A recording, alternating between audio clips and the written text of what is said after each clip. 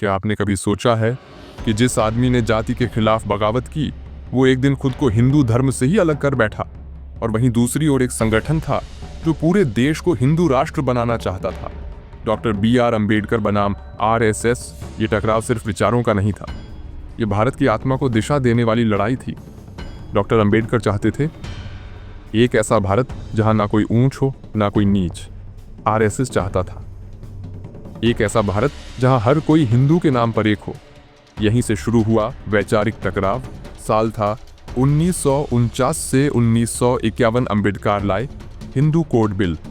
महिलाओं को संपत्ति में अधिकार, तलाक और विवाह में समानता। RSS और हिंदू महासभा ने खुलकर विरोध किया। कहा गया ये बिल हिंदू संस्कृति को तोड़ेगा।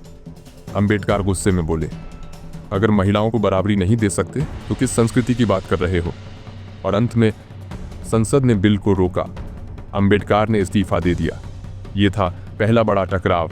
संसद में अम्बेडकर बोले, RSS और हिंदू महासभा जैसे संगठन देश के लिए खतरा है।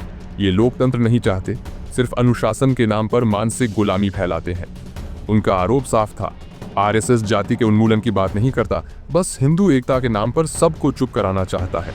अम्बेडकर ने कहा, जो संगठन अपने भीतर जाति खत्म नहीं कर पाया, वो समाज से जाति कैसे हटाएगा। उनके लिए RSS का अनुशासन लोकतंत्र का गला घोंटने वाला था। उन्होंने पूछा, क्या आपने कभी देखा कि RSS किसी मंदिर में दलितों के प्रवेश के लिए लड़ा? क्या संघ ने कभी जातिगत आरक्षण का खुलकर समर्थन किया? नहीं। अम्बेडकर के लिए RSS का हिंदूवाद सिर्फ ऊंची जातियों का संरक्षण था। अम्बेडकर के जीवन में संघ उनके आलोचक बने रहे, लेकिन उनके निधन के वर्षों बाद संघ ने उन्हें अपनाने की कोशिश की, एक राष्ट्रवादी दलित नेता के रूप में। मगर अम्बेडकर को पूरा अपनाना तब होता जब संघ जाति पर खुलकर उनका साथ देता। अम्बेडकर का सवाल था, जाति मिटाए बिना कोई एकता कैसे? RSS का जवाब, पहले हिंदू बनो फिर जाति की बात होगी। और यही था विचारों का युद्ध।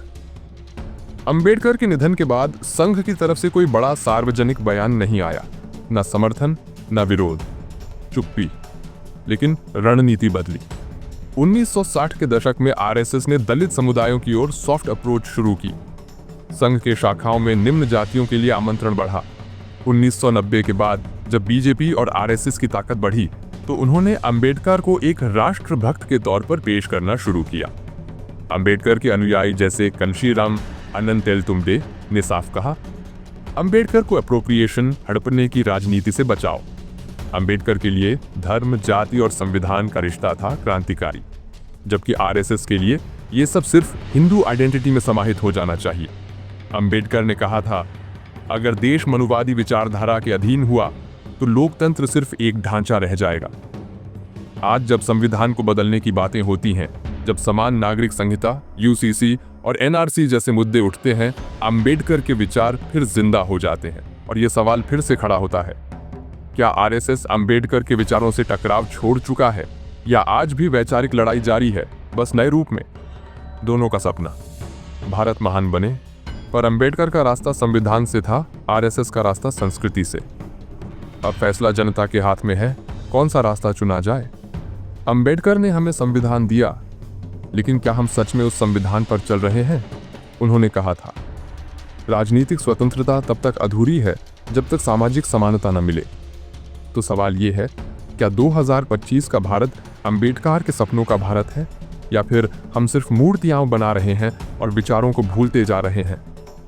अगर भारत का समाज जातिवादी रहा तो लोकतंत्र सिर्फ चुनाव जीतने की मशीन बन जाएगा। आज देखिए, हर चुनाव में जाति फैक्टर सबसे ऊपर। पार्टी बदल जाती है, नेता बदल जाते हैं, पर समाज की सोच नहीं बदलती।